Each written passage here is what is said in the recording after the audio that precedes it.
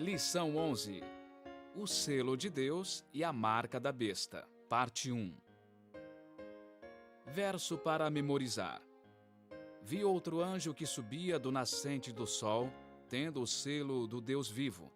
Ele gritou com voz bem forte aos 4 anjos, aqueles que tinham recebido poder para causar dano à terra e ao mar, dizendo: não danifiquem nem a terra, nem o mar, nem as árvores, até marcarmos com um selo a testa dos servos do nosso Deus. Apocalipse 7, 2 e 3. Sábado, 3 de junho. À medida que estudamos os eventos do tempo do fim, em relação à marca da besta, um ponto crucial é a diferença no modo de atuação de Deus e do inimigo das almas. As questões fundamentais no grande conflito entre Cristo e Satanás se concentram na lealdade, autoridade e adoração. As profecias que descrevem o poder da besta em Apocalipse 13, o chifre pequeno em Daniel 7 e o homem da iniquidade em 2 aos Tessalonicenses 2 falam de um poder que usurpa a autoridade de Deus, ordena a lealdade e introduz um falso sistema de adoração. E faz isso através do uso da força, coerção e, às vezes, subornos e recompensas, tudo para obrigar à adoração. Em contrapartida, o amor é a força motivadora do reino de Deus. Em vez de adorar a besta, o povo de Deus encontra sua alegria em adorar o Senhor. É comprometido com Ele porque sabe que Ele é fiel. Só uma coisa nos impedirá de receber a marca da besta no tempo do fim: um amor tão profundo por Jesus que nada possa abalar nossa confiança nele. Nesta lição, vamos explorar mais esses temas.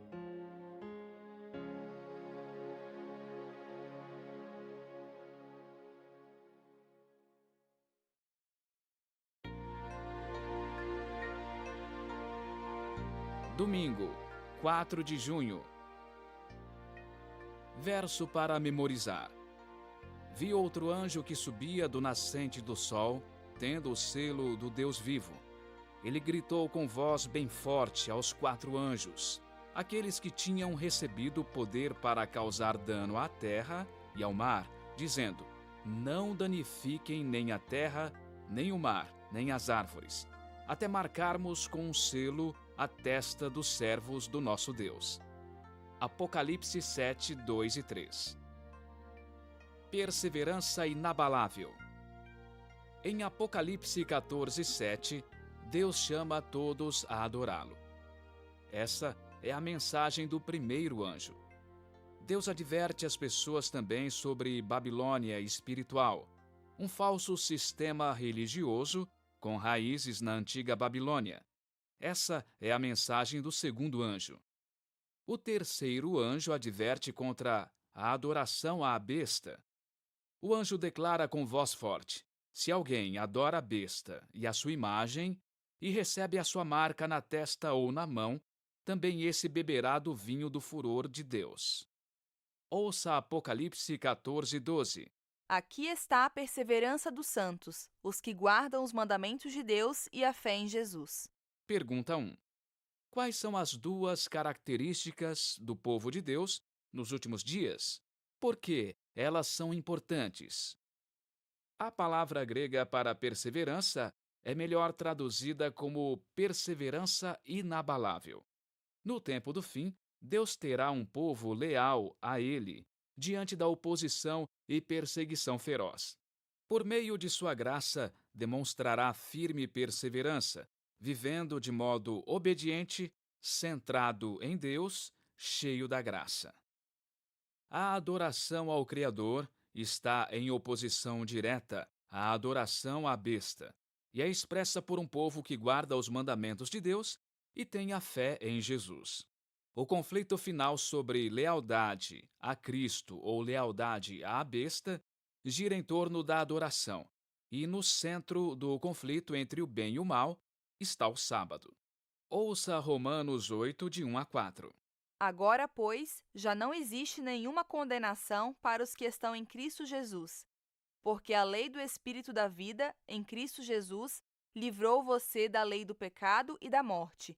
Porque aquilo que a lei não podia fazer, por causa da fraqueza da carne, isso Deus fez, enviando seu próprio Filho em semelhança de carne pecaminosa e no que diz respeito ao pecado. E assim Deus condenou o pecado na carne, a fim de que a exigência da lei se cumprisse em nós, que não vivemos segundo a carne, mas segundo o Espírito. Efésios 2, 8 a 10. Porque pela graça vocês são salvos, mediante a fé. E isto não vem de vocês, é dom de Deus.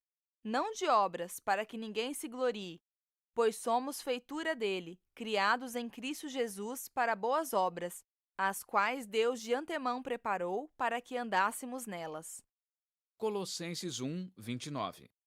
É para esse fim que eu me empenho, esforçando-me o mais possível, segundo o poder de Cristo que opera poderosamente em mim. Pergunta 2. O que essas passagens nos ensinam sobre o resultado de viver pela fé? Vivendo pela fé, recebemos a graça divina e nossa vida é transformada. Os seguidores comprometidos com o Salvador não só terão fé em Jesus, como terão a fé de Jesus. A qualidade da fé de Jesus, para o tempo do fim, será deles, e eles permanecerão fiéis mesmo até a morte, assim como Jesus foi fiel. Você é fiel nas pequenas coisas? O que a sua fidelidade diz sobre como você será quando a verdadeira aprovação chegar?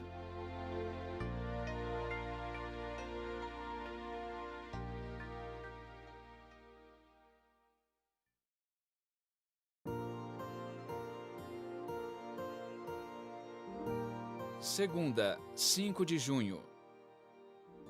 Verso para memorizar. Vi outro anjo que subia do nascente do sol, tendo o selo do Deus vivo. Ele gritou com voz bem forte aos 4 anjos, aqueles que tinham recebido poder para causar dano à terra e ao mar, dizendo: Não danifiquem nem a terra, nem o mar, nem as árvores, até marcarmos com um selo a testa dos servos do nosso Deus. Apocalipse 7, 2 e 3. O conflito cósmico. Ouça Mateus 27, 45 a 50. A partir do meio-dia, houve trevas sobre toda a terra até às 3 horas da tarde. Por volta de 3 horas da tarde, Jesus clamou em alta voz, dizendo: Eli, Eli, lema sabactani. Isso quer dizer: Deus meu, por que me desamparaste? Alguns dos que estavam ali, ouvindo isto, diziam: Ele chama por Elias. E logo um deles correu a buscar uma esponja, e tendo-a embebido em vinagre e colocado na ponta de um caniço, deu-lhe de beber. Os outros, porém, diziam: Espere, vejamos se Elias vem salvá-lo. E Jesus, clamando outra vez em alta voz, entregou o Espírito. Pergunta 3. O que isso nos ensina sobre o que Cristo passou na cruz? O que Jesus quis dizer ao perguntar a Deus por que ele o havia desamparado e como essa cena nos ajuda a entender o que significa ter a fé de Jesus? Pendurado na cruz, envolto na escuridão, carregando a culpa, a vergonha e a condenação dos pecados do mundo, desconectado do amor do Pai, Jesus dependia do relacionamento que havia tido com o Pai em sua vida. Ou seja, por meio de uma vida de completa dependência do Pai, mesmo nos momentos bons, Jesus tinha sido preparado para os piores momentos, até mesmo a cruz. O Salvador confiou mesmo quando tudo ao redor clamava para que ele duvidasse. Quando parecia que Deus o havia abandonado, Jesus não desistiu. Ellen White afirma, abre aspas, em meio da terrível escuridão, aparentemente abandonado por Deus, Cristo sofrera as piores consequências da miséria humana. Durante aquelas horas pavorosas, apoiara-se, às provas que anteriormente haviam sido dadas a ele quanto à aceitação de seu pai. Pela fé, saiu Cristo vitorioso. Fecha aspas. A fé de Jesus é tão profunda, confiante e comprometida que os demônios do cosmos e as provações da terra não podem abalá-la. É uma fé que confia quando não pode ver, acredita quando não consegue entender, agarra com firmeza quando há pouco em que se agarrar. Essa fé de Jesus é uma dádiva que recebemos pela fé. Ela nos sustentará na crise que está à frente. É a fé de Jesus habitando em nosso coração que nos permite adorar a Cristo como Supremo e perseverar firmemente quando a marca da besta for imposta. A fé, contudo, não surge do nada. Os fiéis aprendem a viver pela fé dia após dia. Em tempos bons, em tempos ruins, quando sentimos Deus próximo, quando ele parece distante, não importa.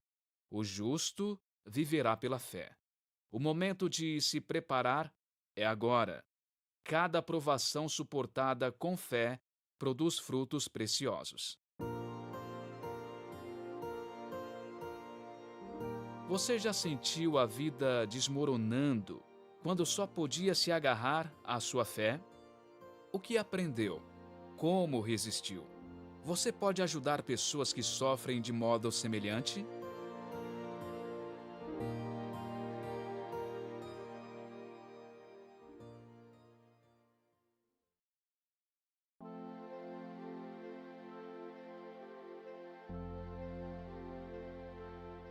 Terça, 6 de junho.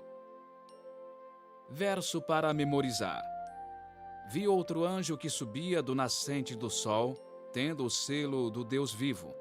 Ele gritou com voz bem forte aos 4 anjos, aqueles que tinham recebido poder para causar dano à terra e ao mar, dizendo: não danifiquem nem a terra, nem o mar, nem as árvores, até marcarmos com um selo a testa dos servos do nosso Deus.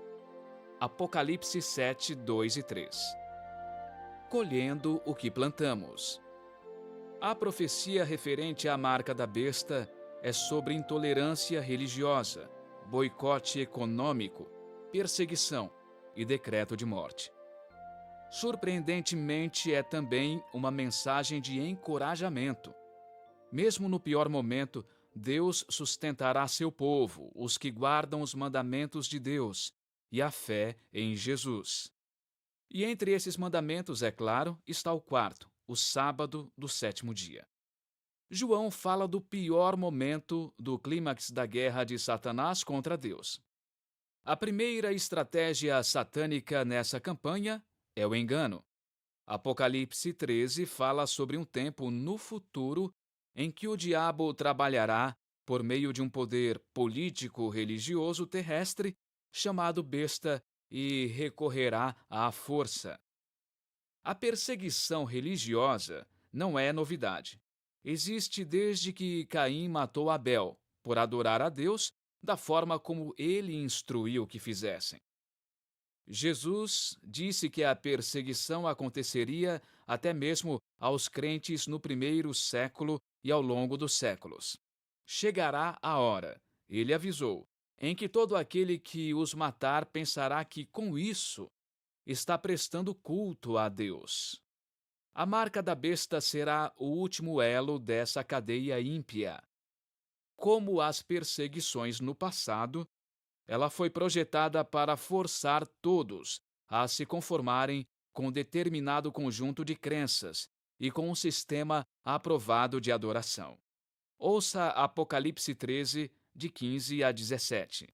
E lhe foi concedido poder para dar vida à imagem da besta, para que também a imagem da besta falasse e fizesse morrer todos os que não adorassem a imagem da besta. A todos, os pequenos e os grandes, os ricos e os pobres, os livres e os escravos, faz com que lhe seja dada certa marca na mão direita ou na testa, para que ninguém possa comprar ou vender, senão aquele que tem a marca, o nome da besta ou o número do seu nome. Pergunta 4. O que o povo de Deus enfrentará no momento decisivo? A perseguição começará com sanções econômicas, para que ninguém possa comprar ou vender, a menos que tenha a marca. Quando isso acontecer, a maioria se renderá.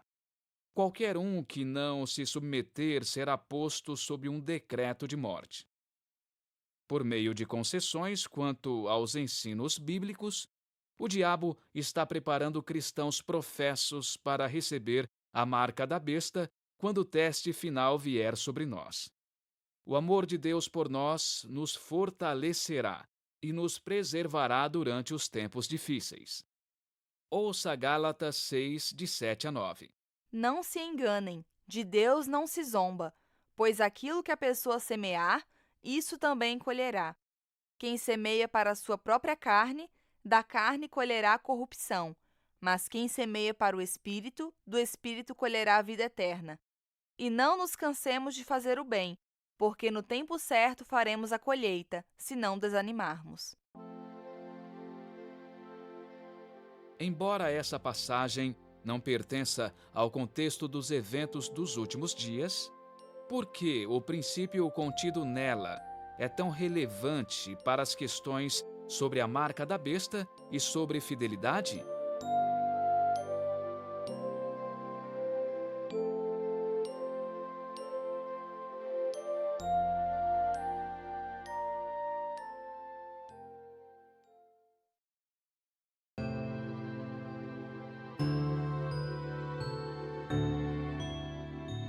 Quarta, 7 de junho.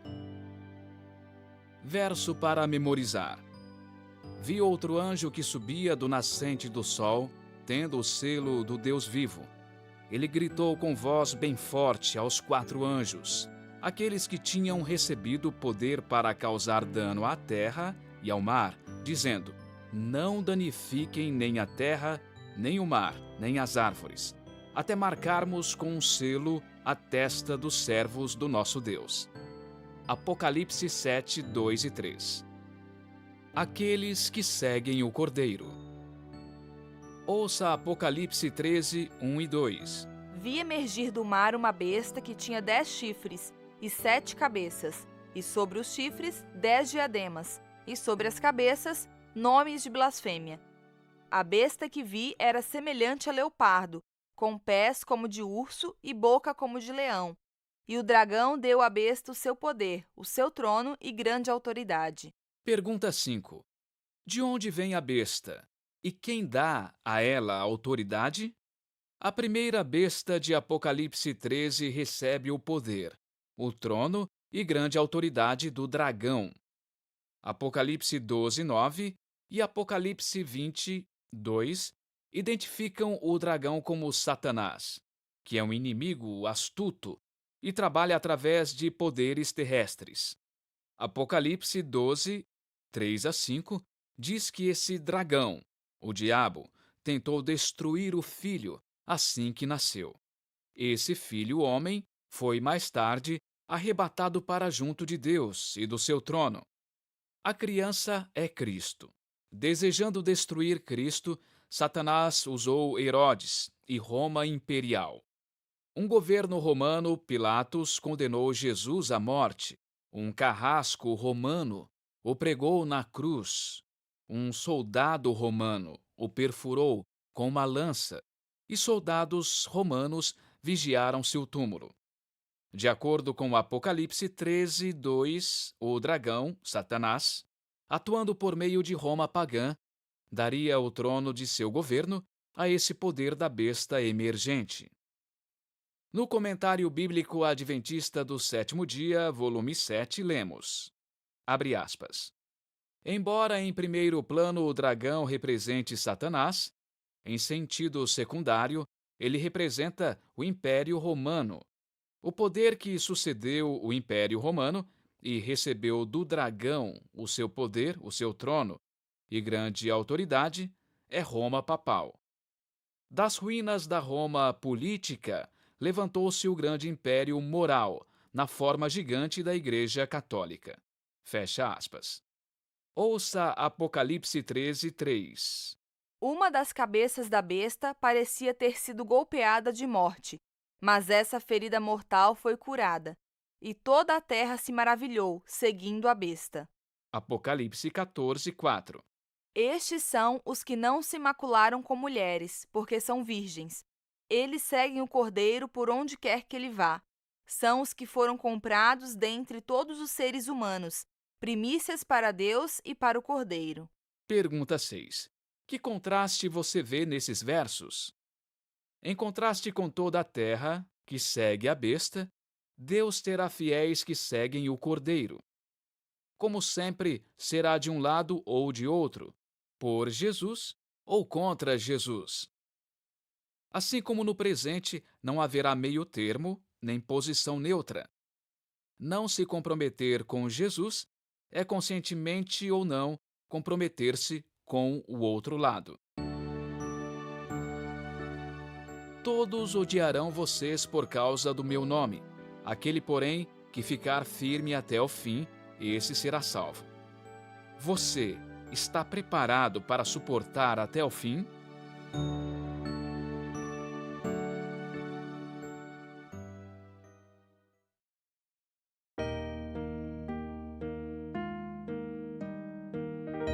Quinta, 8 de junho. Verso para memorizar. Vi outro anjo que subia do nascente do sol, tendo o selo do Deus vivo. Ele gritou com voz bem forte aos 4 anjos, aqueles que tinham recebido poder para causar dano à terra e ao mar, dizendo: Não danifiquem nem a terra, nem o mar, nem as árvores, até marcarmos com um selo a testa dos servos do nosso Deus. Apocalipse 7, 2 e 3. Jesus, nosso único mediador. Ouça Apocalipse 13, 4 e 5. E adoraram o dragão, porque deu a sua autoridade à besta. Também adoraram a besta, dizendo: Quem é semelhante à besta? Quem pode lutar contra ela? Foi-lhe dada uma boca que proferia arrogâncias e blasfêmias, e foi-lhe dada autoridade para agir durante 42 meses. Pergunta 7. Quais são as marcas distintivas do poder da besta? A besta do Apocalipse é um poder religioso apóstata que sai de Roma pagã e cresce até se tornar um sistema mundial de adoração. É um poder blasfemo. No Novo Testamento, a blasfêmia é comparada a assumir os privilégios e prerrogativas de Deus. Ouça Lucas 5, 18 a 26. Vieram então alguns homens trazendo um paralítico deitado num leito. Eles procuravam levá-lo para dentro e colocá-lo diante de Jesus. E, não encontrando uma forma de fazer isso por causa da multidão, subiram ao telhado e, por entre as telhas, desceram o paralítico no seu leito, deixando-o no meio das pessoas, diante de Jesus. Vendo-lhes a fé, Jesus disse ao paralítico: Homem, os seus pecados estão perdoados. E os escribas e fariseus começaram a pensar: Quem é este que diz blasfêmias? Quem pode perdoar pecados a não ser um, que é Deus? Jesus, porém, conhecendo os pensamentos deles, disse-lhes: O que vocês estão pensando em seu coração? O que é mais fácil? Dizer: Os seus pecados estão perdoados, ou dizer: Levante-se e ande? Mas isto é para que vocês saibam que o Filho do Homem tem autoridade sobre a terra para perdoar pecados. E disse ao paralítico: Eu digo a você, levante-se, pegue o seu leito e vá para casa. E imediatamente ele se levantou diante de todos, e pegando o leito em que até então estava deitado, voltou para casa, glorificando a Deus. Todos ficaram muito admirados, davam glória a Deus e, cheios de temor, diziam: Hoje vimos coisas extraordinárias. João 10, 33. Os judeus responderam: Não é por obra boa que queremos apedrejá-lo, e sim por causa da blasfêmia, pois, sendo você apenas um homem, está se fazendo de Deus. Pergunta 8. Quais são os 2 aspectos da blasfêmia? Jesus foi acusado de blasfêmia pelos líderes. Nesse caso, as acusações eram injustas visto que ele tinha todos os poderes e prerrogativas divinas, incluindo o direito de perdoar pecados, pois Jesus é Deus. Ele afirmou de maneira poderosa: Há tanto tempo estou com vocês, Filipe, e você ainda não me conhece? Quem vê a mim, vê o Pai. Como é que você diz: Mostra-nos o Pai? Entretanto, 1 Timóteo 2,5 ensina que há um mediador entre Deus e o homem, Jesus Cristo. Em contrapartida, a Igreja Romana ensina que o Padre é o mediador entre Deus e os pecadores. Porém, visto que o próprio Padre é pecaminoso, não pode ser nosso mediador, pois também precisa de um mediador. A blasfêmia também é definida como a reivindicação de um homem de ser Deus ou de se colocar no lugar dele. Veja estas duas declarações de fontes oficiais da Igreja Romana. No artigo 2 de Lúcius Ferraris, lemos, abre aspas, o Papa é tão honrado e tão exaltado que não é um mero homem, mas é como se fosse Deus na terra. Fecha aspas. O Papa Leão XIII gabou-se, abre aspas, nós, os papas, assumimos na terra o lugar do Deus Todo-Poderoso. Fecha aspas. Essas afirmações se tornam mais relevantes quando entendemos que o prefixo ante, como em anticristo, nem sempre significa contra, mas também pode significar no lugar de. Portanto, anticristo também significa no lugar de Cristo. Que blasfêmia!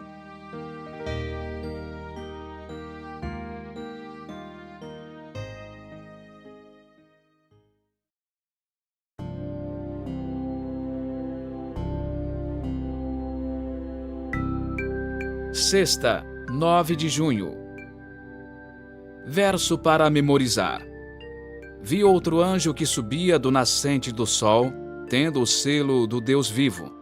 Ele gritou com voz bem forte aos 4 anjos, aqueles que tinham recebido poder para causar dano à terra e ao mar, dizendo: Não danifiquem nem a terra, nem o mar, nem as árvores, até marcarmos com um selo a testa dos servos do nosso Deus.